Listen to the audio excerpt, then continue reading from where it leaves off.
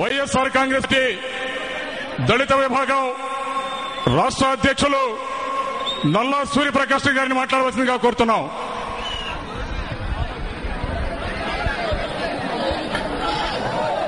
మన ముఖ్య అతిథి మాతృమూర్తి విజయమ్మ గారికి, అదేవిధంగా ప్రపంచ చరిత్రలోనే సువర్ణ అధ్యాయాన్ని సృష్టించినటువంటి సోదరి శరణమ్మ గారికి, వేదికను అలంకరించినటువంటి మిత్రులందరికీ పేరు పేరున అభినందనలు తెలియజేస్తూ, మిత్రులారా, ఇచ్చాపురం అంటే ఇచ్చ అంటే హిందీలో మరి కోరికలు నెరవేర్చేటువంటి పురం కాబట్టి ఈ పురంలో మరి ఇచ్చాపురంలో మరి ఈ పాదయాత్ర ముగింపు జరుగుతుంది కాబట్టి ఖచ్చితంగా జగన్మోహన్ రెడ్డి గారు ఈ రాష్ట్రానికి ముఖ్యమంత్రి అవుతారనటంలో ఎలాంటి సందేహం లేదు.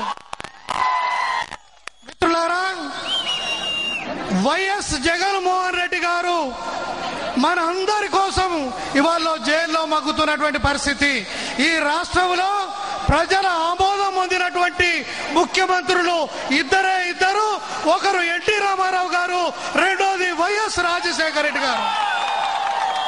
మిత్రులారా, ఎన్టీ రామారావు గారికి వెన్నుపోటు పొడిచి చంద్రబాబు నాయుడు గద్దె మీద ఉంటే మరి ఆయన కొడుకులు మరి ఆ గద్దె మీద నుంచి చంద్రబాబు నాయుడిని తొలగించి మరి వాళ్ళు ఏదంటే పోరాటం చేయాల్సినటువంటి అవసరం ఉండే.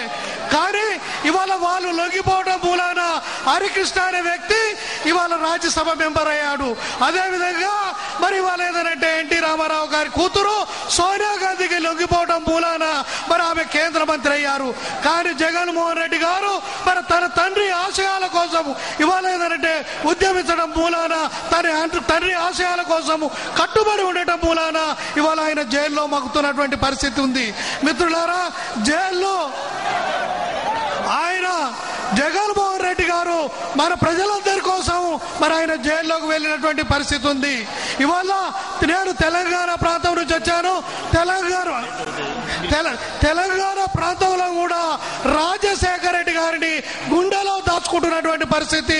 భవిష్యత్తు కాలంలో తెలంగాణలో కూడా రాజశేఖర రెడ్డి గారి తనయుండి ఖచ్చితంగా కూడా ఆదరించేటువంటి పరిస్థితి ఉంది. మిత్రులారా, మరి ఇది ఇవాళ ఏదంటే ఈ జన సమూహం ఏదైతే చెప్తా ఉందో మరి రానున్న కాలంలో ఎవరు కూడా జగన్మోహన్ రెడ్డి గారిని ఆపలేరు. ఆయన ఏదంటే కడిగిన ముత్యం వలె బయటకు వస్తాడు. మరి ఆయన రాబోయే కాలంలో కాబోయే ముఖ్యమంత్రి జగన్మోహన్ రెడ్డి గారు.